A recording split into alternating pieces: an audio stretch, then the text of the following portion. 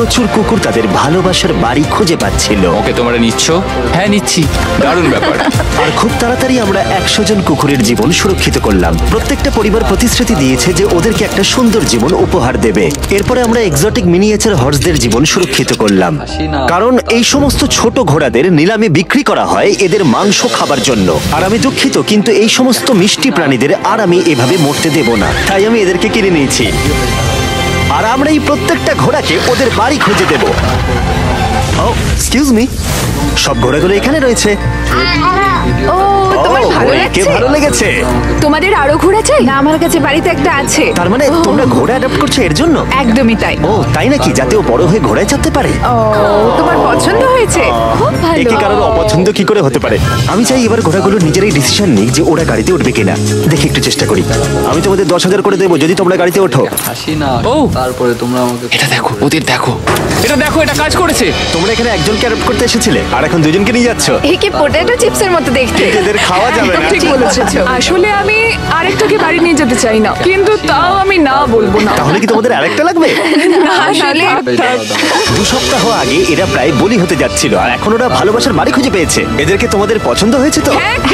ও দেখো, এটা কত সুন্দর। চলো। এটাই এই ভিডিওর উদ্দেশ্য। আর আমাদের শেষ 3টে ঘোড়া অ্যাডপ্ট হয়ে যাওয়ার পরে কি মিষ্টি ঘোড়াটা, তাই না? হ্যাঁ। আমরা 4টে গাধাকে ওদের বাড়ি খুঁজে দিলাম যেখানে ওরা একসাথে থাকবে। আর এখন আমরা বিশ্বের সবথেকে বড় পাখিকেও ওর বাড়ি খুঁজে দেব। এখন আমরা আছি মায়ার অ্যানিমাল স্যাংচুয়ারিতে। আর আমার মনে হয় এটা ভাবতে খুব অবাক লাগবে, কারণ ও ফান্ড তৈরি করে একটা 24/7 টুইচ লাইভ স্ট্রিমের মধ্য দিয়ে, যেখানে তোমরা প্রাণীদের প্রয়োজনীয় জিনিসের জন্য ডোনেট করতে পারো। আর এই লাইভ স্ট্রিমে ডোনেট করা টাকা দিয়ে অনেক পশু পাখিদের যত্ন নেওয়া হয় আর এই বিশাল স্যাংচুয়ারির দেখভাল করা হয়, যেখানে প্রচুর বন্য প্রাণী আছে যাদের দেখভাল করার জন্য মায়া নিজের গোটা জীবনটাই উৎসর্গ করেছে। এসো, তোমরা ভেতরে এসো। ওই দেখো, ওই ওপরে মোমো বসে আছে। মোমো তো খুব মিষ্টি। ও স্ক্রিন পছন্দ করে। তোমার কাছে ফোন থাকলে ওকে দেখাতে পারো। ও তোমরা শুধু আমাদের ভিডিও পছন্দ করো তাই নয়, তার সাথে বাদররা করে দেখছি। হাসি না তারপরে ও সত্যিই অদ্ভুত। এ হলো উইনি দা মু, এই স্যাংচুরির ফান্ড জোগাড় করতে, যেটা হলো একটা নন প্রফিট অর্গানাইজেশন। উইনি দা মু 24/7 লাইভ স্ট্রিমে সর্বদা থাকে। আর তোমরা যদি ডোনেট করো যেমনটা আমি করলাম, তাহলে এরা ওর ভালো যত্ন নেবে আর ও ভালো ভালো খাবারও পাবে। এটা খুবই ভালো যে ও একটা দারুণ উপায় পেয়েছে এই স্যাংচুরিকে দেখভাল করার জন্য। এটা কিন্তু সত্যি দারুণ। হ্যাঁ সত্যিই দারুণ। এবার আমাদের এখানে আসার কারণটা বলি। স্টম্পি নামের এমু, কি খবর? কেমন আছো স্টম্পি? স্টম্পি এখানে গরু, ঘোড়া আর ডঙ্কিদের সাথে থাকে। আসলে আমি তোমাদেরকে বলে রাখি, স্টম্পি বিশ্বাস করে ও নিজে একজন ঘোড়া, যেটা আসলে ভালো নয়, কারণ ও ঘোড়াদের খাবার খাচ্ছে। যে কারণে আমি আর লোজ মায়ের সাথে পার্টনারশিপ করে একটা এমুর স্যাংচুয়ারি তৈরি করব। এটা এখনো তৈরি হয়নি, কিন্তু তৈরি হয়ে গেলে দারুণ লাগবে। এর সাথে লোজকে আমি একটা বড় ধন্যবাদ জানাতে চাই, যার জন্য এই প্রজেক্টটা সম্ভব হয়েছে। লোজ এই কাজটা করতে শুরু করেছে বন্যায় এই এলাকাটা ক্ষতিগ্রস্ত হবার পর থেকে। আর এই বছর লোজের 10 মিলিয়ন স্কোয়ার ফিট জুড়ে কাজের একটা অংশ হলো এই স্যাংচুয়ারির অবস্থার উন্নতি ঘটানো। আমরা স্টম্পিকে কিভাবে আরো সাহায্য করব? আগে আমরা এখানটা বেড়া দিয়ে ঘিরে দেবো। আমি এর আগে কখনো বেড়া তৈরি করিনি। ঠিক আছে, প্রথমে বেড়াটাকে সোজা করতে হবে। মায়া, তুমি কি করে এত সহজে কাটছো? মায়া, তোমার সামনে আমাকে দুর্বল লাগছে। যখন এখানে কোনো প্রয়োজন পড়ে লোজ সাহায্য করতে এগিয়ে আসে, এমনকি স্টম্পির জন্য বেড়া তৈরি করতে হলে। আমরা এখানে গাছটা পুঁতবো, একটা গর্ত করো। হ্যাঁ, এখানে তোমাকে একটা অবলং শেপ বানাতে হবে, আর একটা প্রশ্ন, এই অবলংটা আসলে কি? হটডগের মতো। ঠিক আছে, আমি বুঝতে পেরে গেছি। ভালো করে খোঁড়ো, এটা হচ্ছে না। এটা খুব ভালো। ভালো করে মাটি বার করো, তারপর এটা পুঁততে হবে এইভাবে। আর যদি তোমরা জানতে চাও লোজ কিভাবে তার সাহায্যের হাত বাড়িয়ে দেয়, তাহলে ডেসক্রিপশনের লিংকে ক্লিক করো অথবা এখানকার ওয়েবসাইটে যাও, আর সেটা এক্ষুনি। এবার আমরা দেখবো স্টম্পির জন্য নতুন বাড়ি কেমন হতে পারে, আর ওর সাথে ওর নতুন গার্লফ্রেন্ডেরও পরিচয় করে দিই। তুমি এখন মুক্ত। তোমার নতুন বাড়ি তোমার কেমন লাগছে বলো স্টম্পি? তারপরে তোমরা আমাকে আমি শুনেছি তোমার গাছ ভালো লাগে, তাই আমরা বেড়ার চারপাশে প্রচুর গাছ রেখেছি।